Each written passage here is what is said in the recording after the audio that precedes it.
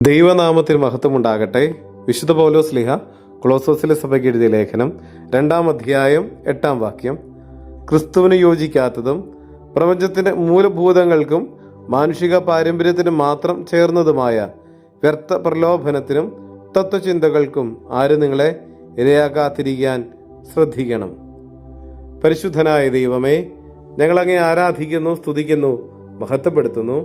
കർത്താവേ, ഇന്നത്തെ ദിവസം നീ ഞങ്ങൾക്ക് നൽകിക്കൊണ്ടിരിക്കുന്ന എല്ലാ കൃപകൾക്കും അനുഗ്രഹങ്ങൾക്കും നന്മകൾക്കും ഞങ്ങൾ നന്ദി പറയുന്നു.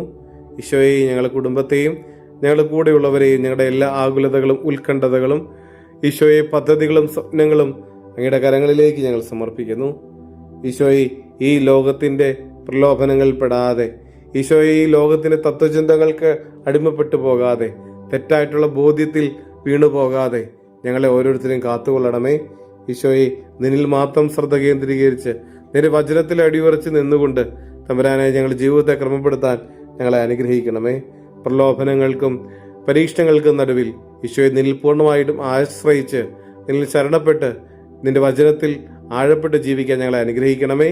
നമ്മുടെ കർത്താവ് മിശിഹായുടെ കൃപയും പിതാവായ ദൈവത്തിന്റെ സ്നേഹവും പരിശുദ്ധാത്മാവിന്റെ സഹവാസവും നമ്മെല്ലാവരോടും കൂടെ ഉണ്ടായിരിക്കട്ടെ, ഇപ്പോഴും എപ്പോഴും എന്നേക്കും. ആമേൻ.